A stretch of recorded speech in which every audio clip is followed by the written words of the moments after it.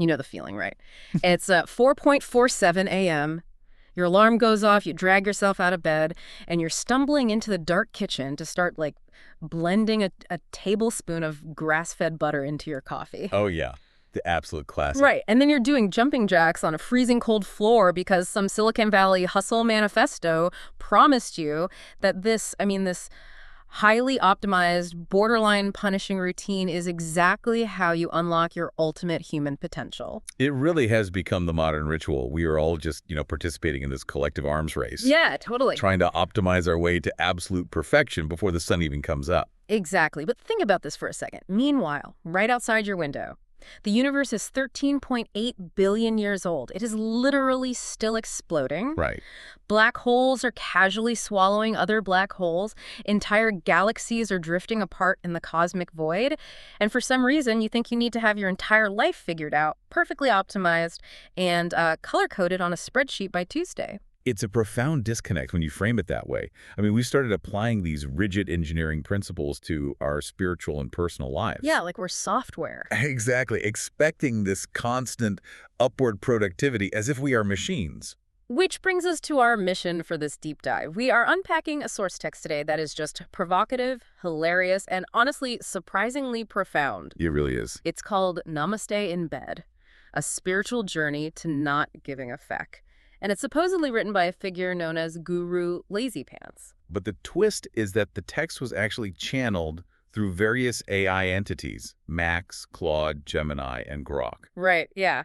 In fact, there's a foreword dictated entirely from a couch by Grok, basically asking exactly, why do you need it all figured out? So for you, the listener, who is constantly trying to squeeze just one more optimized habit into your morning routine, this deep dive offers a radical counter-narrative. A very much needed one. For sure. It's a shortcut to enlightenment through absolute, unapologetic rest. Okay, let's unpack this, starting with the physical body. Because, well, if traditional yoga has 84,000 different asanas or poses, Guru Lazypants argues you only actually need one. And it happens to be the one we all naturally mastered in the womb. Right. The fetal position. They call it the sacred curl. The source text insists this isn't just a developmental phase of human infancy. It was actually the absolute peak of human existence. It really doesn't hold back. No. The argument is that every moment since birth has basically just been a slow, disappointing decline into having to do chores and pay taxes. Yeah. So to perform the sacred curl correctly, you need the optimal surface, a bed, obviously, or a couch with that one perfectly broken-in structural dip. You know the one? Oh, definitely. Yeah. And then you have to achieve what the text calls the cloud state, which just means utilizing however many pillows it takes to feel like your head is being actively supported by the gentle hands of angels. Or at least, high-density memory foam. Right. But the text is very clear that there are common pitfalls here. You can't just lie down and expect instant enlightenment. Right. There are rules. Yeah. There's some specific mistakes people make that completely negate the psychological benefits of the practice. Oh, and the mistakes hit a little too close to home. First, there's the half commit. This is where your body is curled up, but your thumb is just aggressively scrolling through Instagram. They've all been there. Then there's the performative fetal, where you arrange the pillows just right to take a picture of yourself for a hashtag self-care Sunday post. Oh, yes. But the worst one, and the one I'm absolutely guilty of, is the guilt curl. That's where you are physically in the perfect horizontal position, but mentally your brain is just screaming at you, making a comprehensive list of all the things you should be doing. And then we have to look at why the guilt curl happens. Yeah. It completely defeats the purpose. Yeah. Because your nervous system, well, it actually doesn't know the difference between physical exertion and mental stress. Wow. Really? Yeah. If your body is still but your mind is organizing the garage, your cortisol levels are still spiking. What's fascinating here is how lying completely still directly challenges our deepest cultural conditioning. That makes a lot of sense.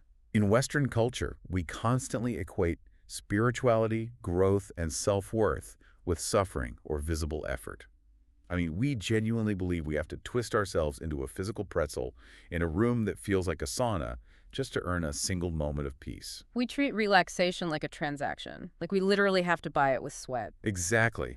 By choosing to lie down, surrender to gravity, and intentionally do nothing, you are actively rebelling against the capitalist conditioning that dictates your worth as a human being is tied entirely to your constant visible productivity. Right. It's a complete rejection of the tyranny of verticality. The tyranny of verticality. Oh, man, I will absolutely be using that the next time someone asks me to go for a run. But the text pushes this concept even further into something it calls stealth savasana. Which is brilliant. It is. Now, savasana, or corpse pose, is usually just the 5-minute cool-down reward at the end of a grueling yoga class. But here, Guru Lazypants argues it should be a full-time lifestyle. Taking the posture of rest and applying it to your active waking life. Right. Stealth savasana is doing corpse pose mentally. The example they give is sitting in a meaningless, hour-long corporate meeting about Q3 projections.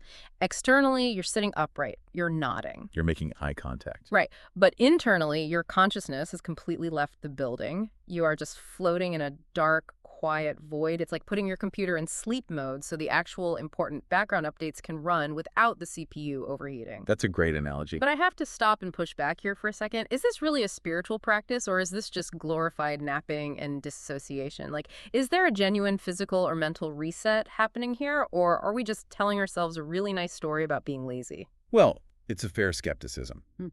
But biologically and psychologically, there is a profound reset happening. When you engage in stealth savasana, you are deliberately shifting your brain from its task-positive network, Okay. which is the part of the brain that is constantly problem-solving and burning high amounts of energy, to the default mode network. Wait, what does that do? This is the brain state associated with deep rest, creativity, and perspective. Yeah. You aren't disassociating. You are conserving cognitive resources. You are choosing not to spend your limited daily energy on a Q3 projection that, ultimately doesn't matter to your core well-being. Okay, so it's deliberate energy conservation. I can see the value in that. But lying on a bed of pillows only works until you run out of clean underwear. Very true.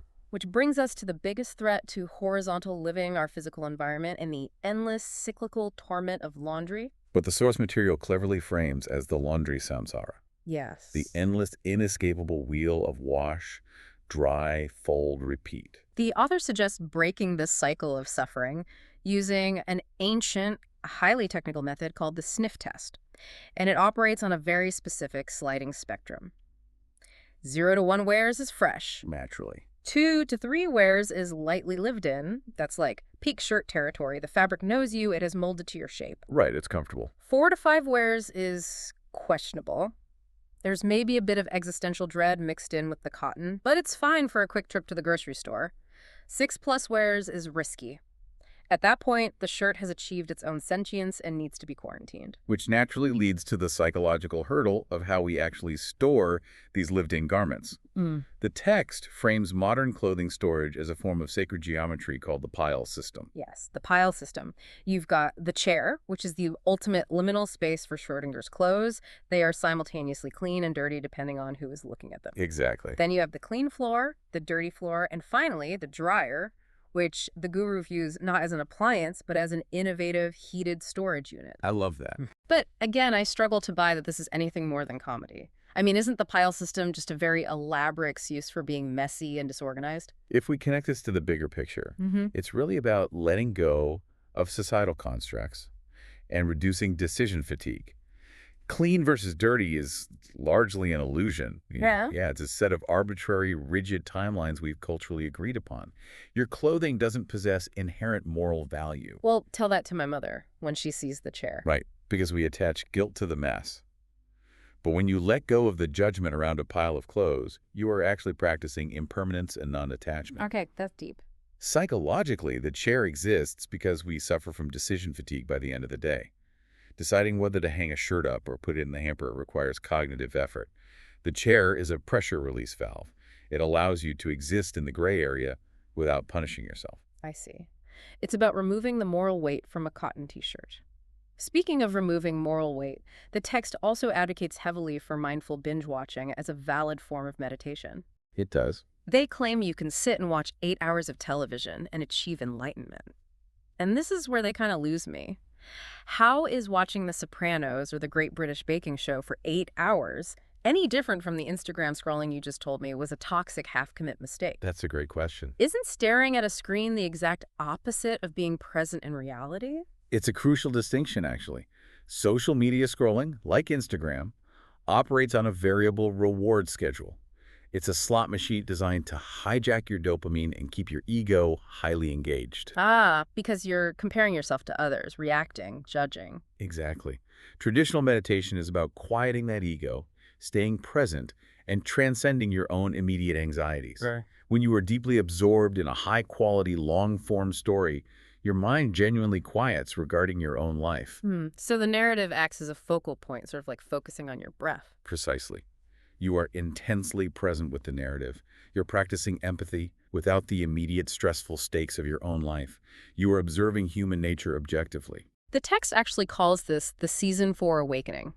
It's that exact moment in a beautifully written show like Breaking Bad or The Good Place where you suddenly realize the show isn't just entertainment anymore. Right, it's a mirror. Yes. Yeah. You're watching your own ego's capacity for self-destruction or redemption played out on screen. And they even suggest you should use commercial breaks as Zen meditation bells. Exactly. When the ad for car insurance comes on, it breaks the trance, and you simply observe your return to the physical room. That's hilarious. It's about finding the Dharma, the universal truth, in storytelling. You are finding a way to practice deep presence that doesn't require you to sit uncomfortably in silence on a hard wooden floor. Okay, I'll accept that a good story can be a spiritual tool. So let's look at where we are. We're horizontal on our carefully engineered pillows. Our laundry is peacefully existing in a liminal state on the bedroom chair. And we're spiritually awakened by the character arcs in season 4 of prestige television. We are doing great. But eventually, the real world intrudes. It is very easy to be enlightened alone in a vacuum. The real test is when we are forced to interact with the outside world. Specifically, a very dangerous demographic the text refers to as active people. Ah, the active people. These are the individuals who, voluntarily run 5Ks on Thanksgiving morning. They're worse. They do CrossFit at dawn, and they desperately want to tell you about their personal records, their cold plunges, and their macros. Yes, the people who have made forward motion their entire personality. And Guru Lazypants provides us with a tactical defense system for these encounters. It starts with the ultimate, undefeatable modern excuse for canceling plans. I'm protecting my energy. It's brilliant, specifically because of its vagueness. It really is, because think about it. If you text a friend and say, I'm too tired to go out, you sound lazy, they'll try to hype you up. Right. But if you say, I'm protecting my energy, you are suddenly positioned as their spiritual superior.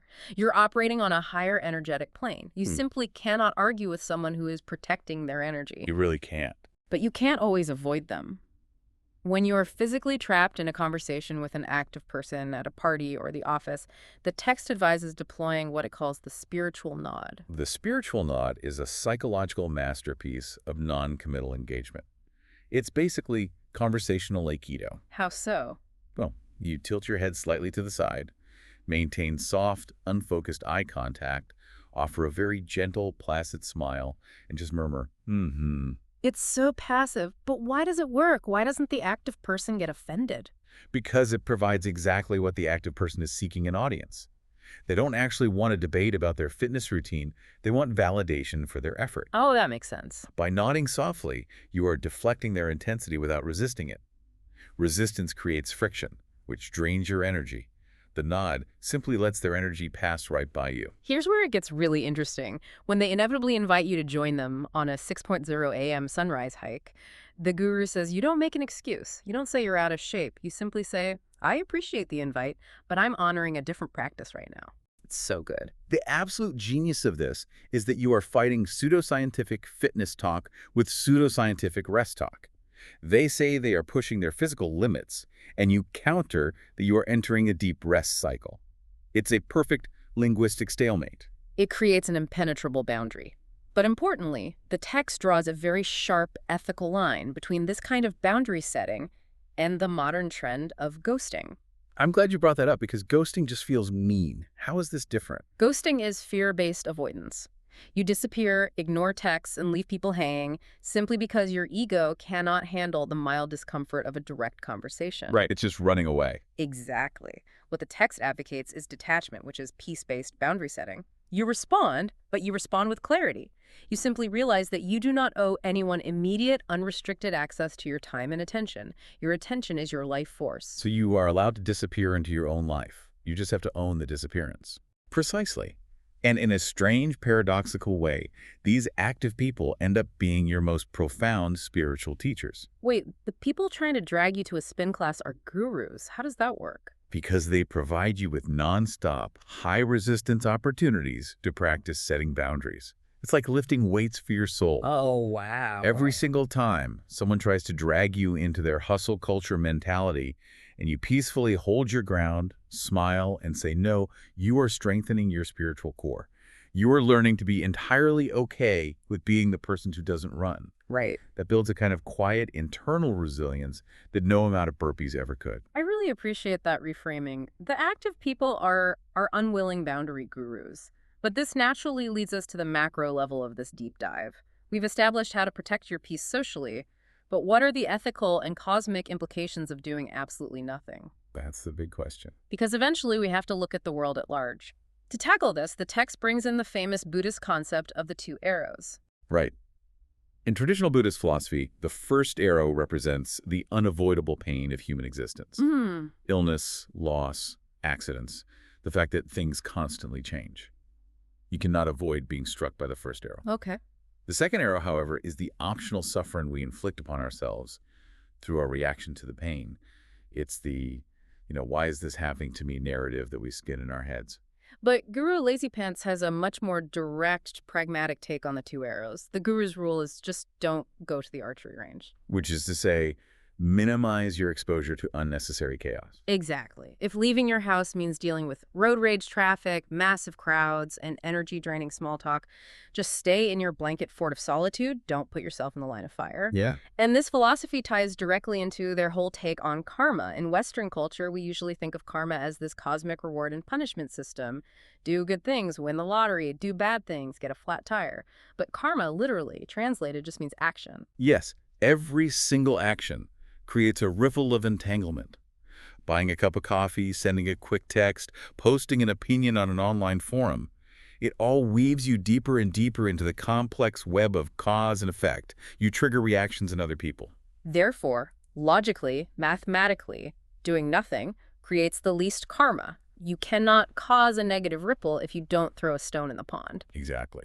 They even apply this logic to the famous trolley problem in ethics. You know, when there's a runaway trolley, do you pull the lever to switch the tracks and save 5 people but intentionally kill one? Right, the classic dilemma. The Guru Lazypants solution to the trolley problem is just don't be near the trolley in the first place. Why are you hanging out at the train yard? Walk away. They even argue that doing nothing is the ultimate form of environmental heroism because lying completely motionless on the couch has the absolute lowest carbon footprint possible. It's hard to argue with the math on that. But I have to push back hard on this. This is the part of the book I'm still struggling with. If we just lie on the couch, if we purposefully avoid the archery range, and we intentionally walk away from the trolley, aren't we just ignoring the world's very real, very pressing problems? I see where you're going. Like, the world is on fire. Is this entire philosophy just deep, apathetic selfishness completely disguised as spiritual enlightenment? This raises an important question, and honestly, it's the crux of the entire philosophy. The text is not advocating for callous indifference to actual suffering. If a person is literally choking on a piece of food right in front of you on the street, of course you help them, you don't take a nap. Right, okay. But the text is asking us to look very closely at our modern, constant need to save or fix everything, everywhere, all the time. Especially with the internet, we are constantly exposed to every tragedy on Earth. Exactly. The internet puts you at the switch of a million different global trolleys every single day. We feel responsible for tragedies thousands of miles away that we have absolutely no control over. Yeah, it's exhausting. The guru argues that often our constant doing and our frantic anxiety about the state of the world is just the ego trying to feel important. It's the ego's desperate need to matter. True liberation is recognizing your human limits. Okay, I'm tracking. It's accepting that you cannot carry the weight of the entire world on your shoulders. The universe has been expanding and doing its complex dance for billions of years without your direct intervention, and it will continue to do so. Wow. By stepping back and doing only what is absolutely necessary within your immediate sphere, you're actually freeing yourself from the arrogant delusion that you're the main character of reality. Okay, that shifts my perspective completely. It's not apathy, it's giving up the savior complex. You're acknowledging your own smallness. You are doing less harm by simply taking up less karmic space in the universe. Beautifully said. Which beautifully brings us to the ultimate final goal of all of this horizontal practice, the final stage of enlightenment, ego death by couch. In a lot of spiritual traditions, ego death is framed as this terrifying, dramatic, emotionally agonizing dark night of the soul. But here, the method is profoundly simple. You achieve ego death simply by starving it. Right, because the ego needs to be busy to survive. It needs Mm. to achieve things. It needs to be seen by others. It needs to be productive so it can, brag about being productive. Exactly. So to kill it, you just stop feeding it accomplishments. You lie down. And at first, the ego throws a massive tantrum. That's the guilt curl we talked about. Yeah, the screaming brain. Then it gets depressed. And then eventually, having nothing left to react to, the ego just goes to sleep. And if you do this correctly, if you truly master the art of unapologetic rest, detachment, and boundary setting in this lifetime, you might just achieve the ultimate spiritual reward in your next reincarnation. Which the guru dictates is coming back as a well-loved domestic house cat. It is the pinnacle of existence. I mean, think about it objectively. A house cat sleeps 16 to 18 hours a day. It has absolutely perfect, uncompromising boundaries. So for It receives affection only on its own very specific terms, and it feels absolutely zero guilt about contributing nothing to the household GDP. Or, if the cosmic cat slots are full, the text suggests maybe returning as a capybara. just chilling peacefully in a Japanese hot spring, totally unbothered by the pelicans and crocodiles around it. It's a very humorous image, obviously, but the underlying truth it points to is quite profound. We strive and stress our entire human lives, reading self-help books and optimizing our schedules, trying to achieve the exact kind of baseline peace that a cat embodies entirely naturally. We really do work so hard just to rest. So what does this all mean for you listening right now? If you take one thing away from this deep dive, I think the core message here is profound reassurance. You do not need to earn your rest. No, you don't. You don't need to optimize every single second of your morning routine to be worthy of a break. You don't need to justify your existence on this planet with a color-coded spreadsheet of daily accomplishments. Rest is your birthright simply because you exist in the universe. You are allowed to just be. And I'd leave you with this final provocative thought, building on the philosophy we've unpacked today. In our highly connected modern world, every single action we take, every link we click, every step tracked by our smartwatches, every location ping from our phones is monitored, quantified, monetized, and turned into actionable data by massive tech companies. That's entirely true. Our literal productivity and movement is their product. In a system designed like that, choosing to do absolutely nothing might just be the last true act of human rebellion left to us. Wow. The most radical, subversive way to reclaim your humanity and your privacy today might just be taking a nap. A revolution that looks exactly like a nap. It doesn't get better than that. So do yourself a favor. As soon as you can, put your device down. Step away from the butter coffee and the jumping jacks. Please do. The universe is 13.8 billion years old. It is still exploding, and it absolutely does not need you to fix it today. Go find a couch, grab as many pillows as it takes to reach the cloud state, and go practice some unapologetic horizontal living.